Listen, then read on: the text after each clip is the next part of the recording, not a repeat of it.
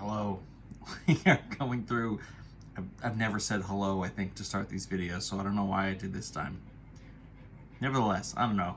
We're like 50, 60 videos deep into this class now, something like that, so you get what you get. Hello. Welcome to practice test number 2. These are the answers. So I'm just going to work through them as per usual, and I'll kind of talk through it as we go. This sort of first problem number 1, I kind of grouped everything here on the practice test essentially by section. It's almost entirely integrals, so you could argue I should have just done one big one, and part of it is you have to decide which technique to use. I don't know. I'll probably just keep everything in order and kind of keep it grouped like this, rather than trying to have part of it be jumping around and doing that aspect of it. 8-1 was a lot of different fraction stuff. We have a couple different approaches. You can either look for arctan style setups, where you would have something kind of like this, maybe, right? Sort of x squared, plus a squared, underneath just a constant. This kind of fits our arctan formula.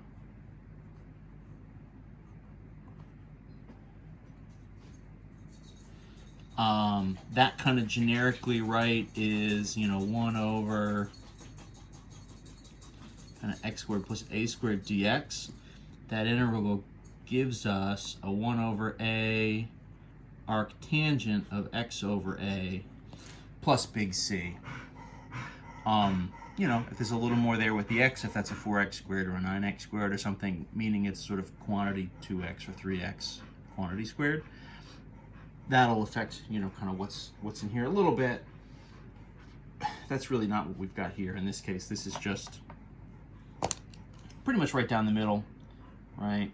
Here's my x squared. This 25, right, would be 5 squared.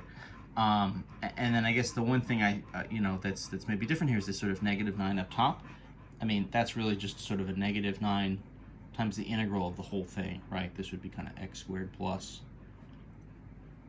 5 squared ds. This essentially fits our formula just like right on. So that's what we'll use, right? If the shoe fits, you should wear it. Is a saying, I think.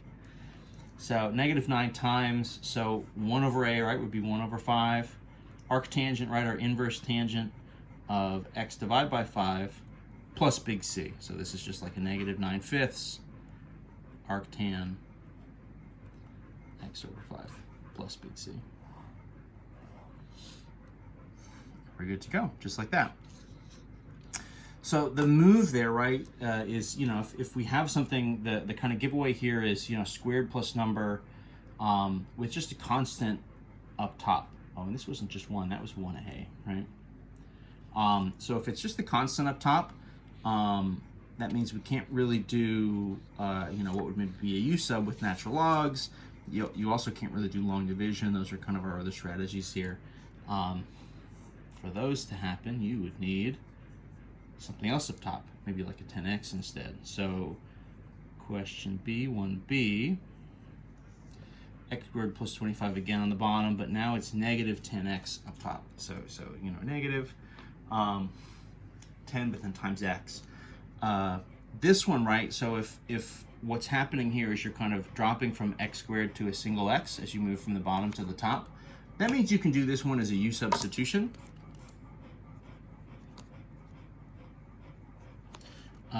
So this is sort of a little bit of a throwback. Just let u equal the denominator, x squared plus 25. So then your derivative, du dx, right, is 2x. So then your dx would just be du over 2x, right? And so what'll happen is you start to sub those values in. Right, -10x. So then this is u on the bottom. Sorry, this is getting a little bit crooked. And then your dx would be du over 2x. Right, so 2x and the -10x, that's going to leave you with like a -5. And then your integral here, right, is just going to be kind of our classic 1 over u du that just sort of reverses back to natural log. So this would just be -5 times the natural log of absolute u plus c, right? This was kind of the original strategy for dealing with these sort of rationals when we can't kind of, split them up and divide them. So all we got to do is sub the u back in. So this is just going to be -5 times the natural log of, so our u here was x squared plus 25, and then the whole thing is plus big C.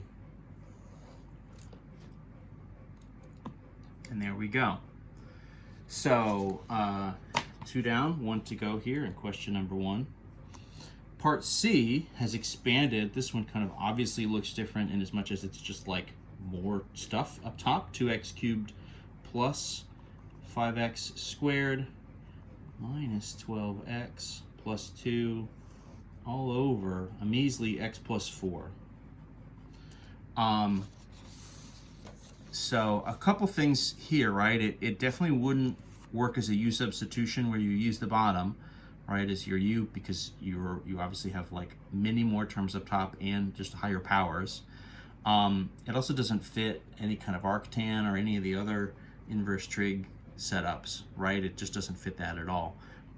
So our generic strategy, whenever we are faced with, right, in some sense, more stuff up top than we have on the bottom, that's where we're going to use this long division. So just use it to rewrite our expression here. So x plus 4, right, going into 2x cubed plus 5x to the 2 minus 12x plus 2. And so what do we got? Max. Don't mind the cat, just sitting down on my pens, no big deal. Here to help. So look at the leading terms, right? So I have x, and I'm trying to divide it in here. So I want to match, right, x to 2x cubed. So I would need to multiply by 2x squared. So I'll put that up over the sort of squared position, 2x squared here. That's going to be 2x cubed. 2x squared times 4x would be plus 8x squared. Subtract everything off. So the whole idea is those leading terms will cancel off. This will leave me with negative 3x squared. And I'll just kind of bring down, right, minus 12x. In theory, plus 2, I guess, is also there. We'll go round 2 on this, just like regular long division, right? So now we need to go from x to minus 3x squared. So that'll be times minus 3x.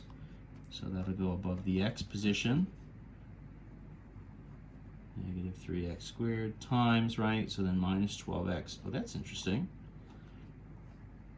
That one actually syncs up exactly, so that's kind of cool. What's going to happen there, right, is that both of those will wipe away, and then what's sort of left is this like plus 2 comes down. This is too small, right? I can't get from x to a 2. I'm not going to do a 1 over x or something, right? I can only kind of go x squared x, or maybe just a constant. So because the last one, wipes out pretty well, that's going to leave me with, right, so then kind of rewritten, what would I get? So 2x squared, right, so I get my stuff up top, 2x squared minus 3x, and then in this case, plus that remainder, 2 over x plus 4 dx. So I've broken this up using the long division. I've broken it up into, 3 kind of manageable chunks, each of these sort of on their own. I can do a couple power rules here, and then this is going to be, right, a u sub with u equal to x plus 4. It's going to essentially be 2 times the natural log of absolute x plus 4. I'll maybe just kind of do that. So 2, right, so x squared goes to x cubed, so that'll be 2/3 x cubed minus, right, 3 x to the 2, so 3 over 2 x to the 2, and then this guy would be plus 2 times the natural log of the absolute of x plus 4. plus big C. I'm kind of leaving off some of the steps there to do that U substitution. It's really not all that much different than what we were doing in part B, right? It's just a little bit smaller terms. So that's there. Follow up with me if you want to sort of see those steps written out, but just to save a little time and a little space. I guess I'm kind of cutting some of the steps there short. So that'll be my final. 2/3 x cubed minus 3/2 x squared plus 2 times the natural log of absolute x plus 4 plus c. And there we go. So that's number one, right? Those different techniques to deal with these kind of rational integrals.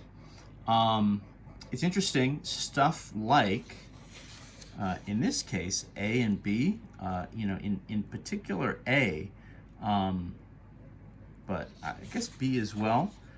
If you're thinking ahead to section 8.4, both A and B are actually ones you could kind of revisit and use the 8.4 techniques on, using those trig substitutions, right?